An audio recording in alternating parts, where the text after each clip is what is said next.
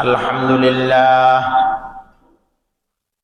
لله نحمده ونستعينه ونستغفره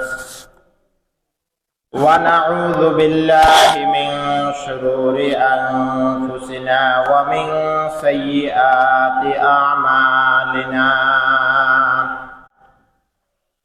ونشهد أن لا إله إلا الله وحده لا شريك له ونشهد أن سيدنا وسندنا وحبيبنا وحبيب ربنا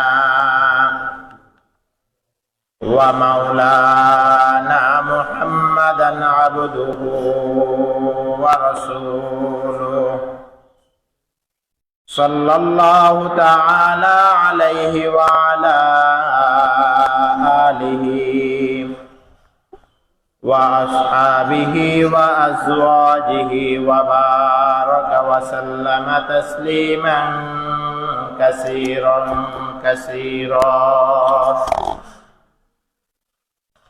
أعوذ بالله من الشيطان الرجيم بسم الله الرحمن الرحيم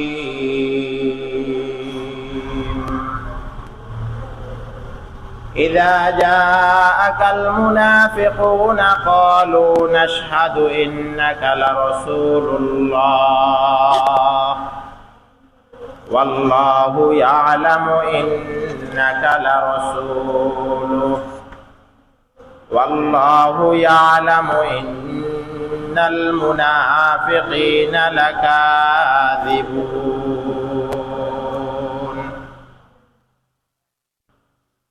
قال رسول الله صلى الله عليه وآله وسلم آية المنافق ثلاثة إذا حدث كذب وإذا اؤتمن خان وإذا وعد وأخلف أو كما قال عليه الصلاة والسلام সবাই একবার দরুদ শরীফ পড়ি আল্লাহুম্মা সাল্লি আলা মুহাম্মাদিন ওয়া আলা আলি মুহাম্মাদ كما صليت على إبراهيم وعلى آل إبراهيم إنك حميد مجيد اللهم بارك على محمد وعلى آل محمد كما باركت على إبراهيم وعلى آل إبراهيم إنك حميد مجيد الحمد لله মহান রব্বুল আলামিনের দরবারে অসংখ্য অগণিত শুকর যে মহান রব্বুল আলামিন আজকে শুক্রবার জুমার নামাজ আদায় করার জন্য আমাদেরকে মসজিদে আসার তৌফিক দিয়েছেন। এই জন্য সবাই একবার কালিমাতুশ শুকর আদায় করে আলহামদুলিল্লাহ। দরুদ ও সালাম আকায়ে নামদার জনাব হযরত মুহাম্মদ সাল্লাল্লাহু আলাইহি ওয়াসাল্লামের উপর। যে আয়াতখানা তেলাওয়াত করেছে সূরাতুল মুনাফিকুন, এই সূরাটা মদিনায় অবতীর্ণ হয়েছে। এই সূরার মাঝে আয়াতের সংখ্যা 11টি। মুনাফিকদের কার্যকলাপ, মুনাফিকদের কথা নিয়ে আল্লাহ তাআলা এই সূরাটা পৃথকভাবে আলোচনা করছেন। কোরআন শরীফের অনেক জায়গায় মুনাফিকদের আলোচনা আল্লাহ তাআলা করছেন। মুনাফিক কাকে বলে, মুনাফিকদের পরিচয় কি, এটা আমাদেরকে একটু জানতে হবে। একেবারে যোগ থেকে যোগ ধরে যারা ইসলাম এবং মুসলমানদের ক্ষতি করছে, যারা ইসলাম এবং মুসলমানদেরকে শেষ করার চেষ্টা করছে, সবচেয়ে বড় আকারে যারা ফিতনা তৈরি করে, এদের পরিচয় হচ্ছে মুনাফিক। একেবারে রাসূলের শুরু জামানা থেকে মুসলমানদের মাঝে মতানৈক্য তৈরি করার পিছনে এই মুনাফিকদের ভূমিকা ছিল সবচেয়ে বেশি। মুনাফিকদের কিছু আলামত, কিছু চিহ্ন আল্লাহ রাসূল সাল্লাল্লাহু আলাইহি ওয়াসাল্লাম হাদিসের মাঝে বর্ণনা করেছেন। মুনাফিক কারা, তাদের পরিচয় কি, এজন্য আলোচনা করা যদি আমাদের মাঝে আল্লাহ না করুক এমন কোন আলামত থাকে, তাহলে আমরা এই সমস্ত আলামতগুলা থেকে অবশ্যই বের হয়ে আসতে হবে, আল্লাহর কাছে মাপ চাইতে হবে।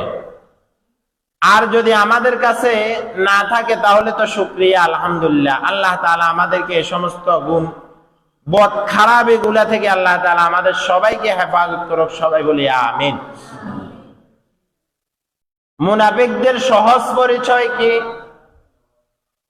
এদের সহজ পরিচয় হচ্ছে এদের ভিতরে একটা জিনিসে কাজ করবে, এরা মুখ দিয়ে আরেকটা জিনিস প্রকাশ করবে। এদের কলবে থাকবে একটা, জবানে থাকবে অন্যটা। যেমন ধরে নেন আপনার একেবারে নিকটবর্তী, যাকে আমি সব সময় আমার খায়ের খাহি, আমার ভালো ব্যক্তি মনে করি, যে তার জবান দ্বারা, মুখ দ্বারা সে আমার সামনে খুব ভালো, কিন্তু তার অন্তরে এই পরিমাণ নেফাকি, এই পরিমাণ খারাপি, সে সব সময় চেষ্টা করে কিভাবে আমাকে একটা বিপদের মাঝে ফেলানো যায়, কিভাবে আমাকে একটা মুসিবতের মাঝে ফেলানো যায়, আমাকে একটা বিপদের মাঝে ফেলানো যায়, এটা নিয়ে সে সব সময় চেষ্টা করে। কিন্তু যখন সে আমার সামনে আসে, তখন সে আমার সামনে একদম ভালো, যে তার অন্তরের খারাপিটা সে আমাকে বুঝতে দেয় না, অন্তরের নেফাকিটা সে আমাকে বুঝার, আমি বুঝবো এই শক্তি সে আমাকে দেয় না। আল্লাহ তাআলা কোরআনের মাঝে বলেন, ইযা জাআকাল মুনাফিকুনা ক্বালু নাশহাদু ইন্নাকা লারাসূলুল্লাহ। ইযা জাআকাল মুনাফিকুনা, হে নবী, মুনাফিকরা আপনার কাছে আসবে। তারা আসে কি বলবে? ইযা জাআকাল মুনাফিকুন, তারা আসবে, এরপরে বলবে ক্বালু, তারা বলবে নাশহাদু ইন্নাকা লারাসূলুল্লাহ, হে রাসূল, আমরা তো আপনাকে সাক্ষী দিই আপনি যে সত্যবাদী রাসূল, আপনি যে সত্য নবী, এটা আমরা সাক্ষী দিই। নাশহাদু ইন্নাকা লারাসূলুল্লাহ, আপনি সত্য নবী, এটা আমরা আপনাকে সাক্ষী দিই।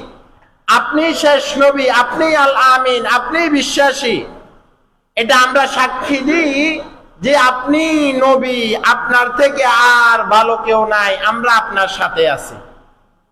আল্লাহ তাআলা কিন্তু কোরআনে পরিষ্কার ভাবে বলে দিয়েছেন যে তারা বলবে, আপনার কাছে আসবে আর বলবে, হে রাসূল, আমরা সাক্ষী দিই আপনি নবী, আমরা সাক্ষী দিই আপনি নবী। এরপরে আল্লাহ তাআলা বলতেছে, ওয়াল্লাহু ইয়ালামু ইন্নাকা লারাসূলু, আল্লাহ বলে ওয়াল্লাহু ইয়ালামু, আল্লাহ বলে আমি নিশ্চয় জানি, ইন্নাকা লারাসূলু, আপনি যে নবী, সত্য নবী, এটা আমি আল্লাহ খুব ভালোভাবে জানি। তবে ওয়াল্লাহু ইয়াশহাদু ইন্নাল মুনাফিকিনা লাকাযিবুন। এরপরে আল্লাহ তাআলা বলে ওয়াল্লাহু ইয়াশহাদু, আল্লাহ বলে আমি নিজেই সাক্ষী দিই, আমি নিজেই সাক্ষী দিই, ইন্নাল মুনাফিকিনা লাকাযিবুন, মুনাফিকরা হচ্ছে নবী, তারা মিথ্যাবাদী। মুনাফিকরা কি বাদী ভাই? মিথ্যাবাদী। আল্লাহ নিজে বলে, রাসূল, তারা আপনার সামনে আসবে, আসি বলবে আপনি নবী, তারা সাক্ষী দিল, এরপরে আল্লাহ বলে, হে রসুল, আমি জানি কি জানি, আর আমি সাক্ষী দিচ্ছি যারা আপনাকে আসি বলে আপনি নবী, আপনাকে বিশ্বাস করে, আমি সাক্ষী দিলাম তারাই মিথ্যুক, তারাই কাজ্জাব, তারাই মিথ্যাবাদী, তারাই মিথ্যাবাদী। তাহলে বলতেছিলাম মুনাফিকদের পরিচয়ের কথা। একেবারে ইসলামের সূচনা লগ্ন থেকে ইসলামের যে সমস্ত বিজয়গুলাকে ধূলিসাৎ করে দিয়েছে, এদের পিছনের ইতিহাস যখন আপনি তালাশ করবেন, দেখবেন সেখানে মুসলমান নামীয় কিছু মুনাফিক চক্র ছিল। মুসলমান নামীয় কিছু মুনাফিক চক্র ছিল। দেখবেন আপনার ঘরের ক্ষতি আপনার বাইরের কেউ করতে পারবে না। যতক্ষণ পর্যন্ত আমাদের ঘরের আমরা 7 ভাই এক কথায় থাকবো, আমরা মা বাবা ভাই বোন সবাই যখন ঘরের পারিবারিক ভাবে আমরা ঐক্যবদ্ধ থাকবো, আমাদের মাঝে যখন মতানৈক্য হবে না, তাহলে আমাদেরকে বাহিরের পরিবার, বাহিরের সমাজ আমার ক্ষতি করার কোনো তার সাহস নাই, তার শক্তি নাই। সাহস ক্ষতি করার সে কোনো সুযোগ পাবে না। ক্ষতি করার সুযোগ পাবে কোন সময়? যখন আমরা ভাই ভাইয়ে দ্বন্দ্ব থাকবো, ভাইয়ে ভাইয়ে দ্বন্দ্ব থাকবো, বাবার সাথে আমার মতানৈক্য থাকবে, আমার পরিবারের সাথে আমার মতানৈক্য থাকবে, তখন আমার দুর্বল শ্রেণী পাশের পরিবার যে সে যদিও দুর্বল হয়, কিন্তু আমাদের মাঝে মতানৈক্যের কারণে আমরা দুর্বল হয়ে গিয়েছি, এই জন্য সে আমাদের ক্ষতি করার সাহস পাবে। কথা বলেন ঠিক কিনা? এই জন্য বলতেছিলাম, ইসলামের সূচনা লগ্ন থেকে যারা ইসলামের ক্ষতি করেছে, এদের সবচেয়ে বড় ভূমিকা হচ্ছে এই মুনাফিক জাতি। মুনাফিক জাতি একেবারে আব্দুল্লাহ ইবনে উবাই থেকে নিয়ে আজকের এই পর্যন্ত সে আপনার সাথে একই সাথে চা খাবে, আপনার সাথে একই সাথে আড্ডা দিবে, কিন্তু দিন শেষে সে চক্রান্ত করে আপনাকে কিভাবে বিপদে ফেলবে, আপনাকে কিভাবে বিপদে ফেলবে। আল্লাহ রাসূল হাদিসের মাঝে বলেন, আয়াতুল মুনাফিকি সালাসা, কয় মুনাফিকদের গুণ হচ্ছে 3টি, অন্য হাদিসে 4টি, অন্য জায়গায় 5টি, এভাবে আলোচনা করেছেন। মৌলিকভাবে 3টা বিষয় রাসূল বলেন, আয়াতুল মুনাফিকি সালাসা, মুনাফিকদের আলামত হচ্ছে 3টি। এই আলামত গুলো যার কাছে পাওয়া যাবে, তার কাছে মুনাফিকের চিহ্ন পাওয়া যাবে। আল্লাহ আমাদের সবাইকে আলামত গুলা থেকে হেফাজত করুক, সবাই বলি আমিন। রাসূল বলে, আয়াতুল মুনাফিকি সালাসা, 1 নাম্বার ইযা হাদাসা কাযাবা, 1 নাম্বার ইযা হাদাসা কাযাবা, 1 নাম্বার ইযা হাদাসা কাযাবা। রাসূল বলে, যে কথা বলার সময় মিথ্যা বলে। রাসূল বলে, ইযা হাদাসা কাযাবা, দেখবা যখন সে কথা বলে, কথায় কথায় মিথ্যা বলে। কথায় কথায় কি বলে? মিথ্যা বলে। তো এখন আমাদের সমাজের মাঝে মিথ্যা আছে কিনা? একটু আওয়াজ দেন না, মিথ্যা আছে কিনা? আরেকটু জোরে বলেন না, মিথ্যা আছে কিনা? সবাই একবার বলি আল্লাহু আকবার, আরেকটু জোরে বলি আল্লাহু আকবার। তাহলে বলতেছিলাম, মুনাফিকের প্রথম আলামত হচ্ছে ইযা হাদাসা কাযাবা, যখন সে কথা বলবে, কথা বলার সময় মিথ্যা বলবে।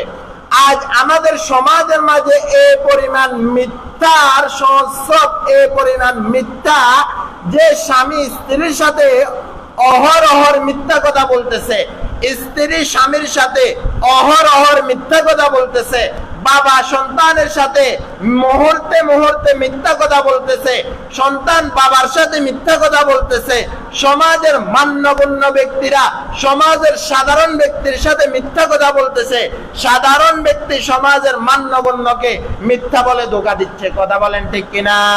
সব জায়গায় মিথ্যা, সব জায়গায় মিথ্যা, সব সেক্টরে মিথ্যা। রাসূল বলে, মিথ্যার কবিরা গুনাহ কেমন? কেউ যদি একটা কথা বলে, মিথ্যা একটা কথা বলে, আকবারুল কাবাইর, তার আমলনামার মাঝে একটা কবিরা গুনাহ লেখা হলো। তার আমলনামার মাঝে কি লেখা হলো? একটা কবিরা গুনাহ লেখা হলো। আর অনেক সময় আমরা বলি যে হাসি মস্কারি করি না, মিথ্যা কথা কইছি। কি বলে? বলে যে হাসি মস্কারি করি না, মিথ্যা কথা বলছি, কিন্তু যখন সে ধরা খেয়ে যায় তখন বলে যায় এটা আমি তোমার সাথে দুষ্টামি করছি, হাসি মস্কারি করছি, কিন্তু আসলে মূলত তার টার্গেট ছিল তাকে সে কিভাবে বিপদে ফেলাবে, তাকে সে কিভাবে বিপদে ফেলাবে। এই জন্য বলতেছিলাম মুনাফিকদের প্রথম আলামত হচ্ছে ইযা হাদ্দাসা কাযাবা, কথায় কথায় মিথ্যা বলা। আর কথায় কথায় যেখানে মিথ্যা থাকবে সেখানে কোনোদিন শান্তি আসতে পারে না। স্বামী যখন স্ত্রীর সাথে মিথ্যা কথা বলবে তখন ওই স্বামী স্ত্রীর মাঝে মহাব্বত ভালোবাসা আসতে পারে না। স্ত্রী যখন স্বামীকে মিথ্যা কথা বলবে ওই স্ত্রী এবং স্বামীর মাঝে ভালোবাসা আন্তরিক মহাব্বত পয়দা হতে পারে না। বাবা যখন সন্তানের সাথে মিথ্যা কথা বলবে ওই বাবা এবং ছেলের মাঝে আন্তরিক মহাব্বত পয়দা হবে না, কারণ মিথ্যার দ্বারা শান্তি প্রতিষ্ঠিত হতে পারে না, মিথ্যার দ্বারা শান্তি প্রতিষ্ঠিত হতে পারে না। এই জন্য আজকের প্রথম অঙ্গীকারবদ্ধ আমরা হব যে মুনাফিকদের প্রথম যে আলামত কথা বলার সময় মিথ্যা বলা। একটা মিথ্যাকে সাব্যস্ত করার জন্য, সত্যায়ন করার জন্য হাজার মিথ্যার সহযোগী সে হতে হয়। একটা খারাপ কাজ থেকে সে বাঁচার জন্য, একটা মিথ্যা কথাকে সাপোর্ট করার জন্য এভাবে 10টা মিথ্যা কথা বলতে হয়, 10টা মিথ্যা কথা বলতে হয়। এই জন্য অঙ্গীকারবদ্ধ হব কোন জায়গায় মিথ্যা কথা বলবো না, ইনশাআল্লাহ মিথ্যা কথা বলবো না। মিথ্যার দ্বারা আপনার সাময়িক যদিও ফায়দা হয়, কিন্তু আমার আপনার দীর্ঘমেয়াদী ক্ষতি, আমার আপনার দীর্ঘমেয়াদী ক্ষতি। এই জন্য রাসূল বলে ইযা জাআকাল মুনাফিকুনা ক্বালু, তারা এসে সাক্ষী দিবে নাশহাদু ইন্নাকা লা রাসূলুল্লাহ, হে রাসূল, তারা আপনাকে সাক্ষী দিবে যে আপনি রাসূল, কিন্তু আমি আল্লাহ সাক্ষী দিলাম তারা মিথ্যাবাদী। ইন্নাল মুনাফিকিনা লাকাযিবুন। শুধু তা না, আল্লাহ তাআলা কোরআনের অন্য জায়গায় বলেন ইন্নাল মুনাফিকিনা ফিদ দারকিল আসফালি মিনান নার, মুনাফিকদের শেষ ঠিকানা হবে জাহান্নামের তলদেশে। মুনাফিকদের শেষ ঠিকানা কোথায় হবে? ইন্নাল মুনাফিকিনা ফিদ দারকিল আসফালি মিনান নার। আল্লাহ তাআলা কোরআনের মাঝে বলে মুনাফিকদের শেষ ঠিকানা হবে জাহান্নামের তলদেশে। এজন্য কি পরিমাণ আমি আর আপনি জায়গায় জায়গায় মুহূর্তে মুহূর্তে মিথ্যা কথা বলতেছি, নিজেরা একটু চিন্তা করব। যদি আমার কাছে মিথ্যার স্বভাব থাকে তাহলে আমরা চেষ্টা করব এই মিথ্যার স্বভাব থেকে আমরা ফিরে আসার জন্য। আয়াতুল মুনাফিকি সালাসা, ইযা হাদ্দাসা কাযাবা, 1 নম্বর হচ্ছে কথায় কথায় মিথ্যা বলা। 2 নম্বর রাসূল বলে ওয়া ইযা তুমিনা খানা, খুব ইম্পর্টেন্ট গুরুত্বপূর্ণ বিষয়। রাসূল বলে ওয়া ইযা তুমিনা খানা, যখন তার কাছে কোনো কেউ আমানত রাখে সে আমানতের খেয়ানত করে, আমানতের খেয়ানত করে। আমানত শুধু টাকা পয়সার আমানত না, আমানত শুধু জিনিসপত্রের আমানত না, কথার আমানত, কাজের আমানত, সর্বক্ষেত্রে আমানত আছে, সর্বক্ষেত্রে আমানত আছে। এই জন্য আমানতের খেয়ানত করা যাবে না। একজনে বলল ভাই তোকে আমানত হিসেবে এই 2টা কথা আমি বললাম, তুই কাউকে এই কথাগুলা বলবি না, কিন্তু আমি আবার যাকে বলতেছি তাকে আমি এভাবে বলতেছি ভাই এই 2টা কথা আমি শুধু তোমাকে বলতেছি, তুমি কাউকে বলবা না। এভাবে একজনে 10 জনকে বলতেছে একজনের আমানতের কথা। এই জন্য রাসূল বলে ওয়া ইযা তুমিনা খানা, আমানতের খেয়ানত করা যাবে না, আমানতের খেয়ানত করা যাবে না। আপনার কাছে একজনে কিছু টাকা ঋণ রাখছে, যে আপনি তার টাকাগুলা রাখছেন, আপনি তার অনুমতি ছাড়া তার আমানতের টাকার মাঝে আপনি খেয়ানত করতে পারবেন না। আমানতের টাকার মাঝে কি করতে পারবেন না? খেয়ানত করতে পারবেন না। সর্বক্ষেত্রে কেউ আপনার কাছে কোনো কিছু আমানত রেখে গেছে, সেটার মাঝে আপনি পরিবর্তন করতে পারবেন না।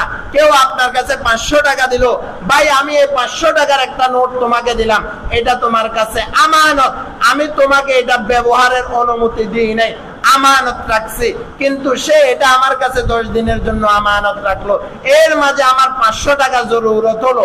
আমি যদি বলি যে এগুলো আমি এখন খরচ করিনি, 10 দিন পরে আমি তাকে 500 টাকা দিয়ে দিব, সে তো জানে না, তাহলেও আমি আমানতের খেয়ানত করলাম। তাহলে আমি আমানতের খেয়ানত করলাম। এই জন্য আমানতি জিনিস রাখার সময় অন্তত তাকে বলবেন যে ভাই তোমার জিনিসটা আমি রাখতেছি, যদি আমার প্রয়োজন হয় আমি ব্যবহার করব, তোমার নির্ধারিত সময় আমি তোমাকে তোমার আমানত যথাযথ বুঝিয়ে দিব। সে যদি বলে খরচ করেন, আপনি আমাকে আমার সময় বুঝিয়ে দিবেন, তাহলে আমানতের খেয়ানত হবে না।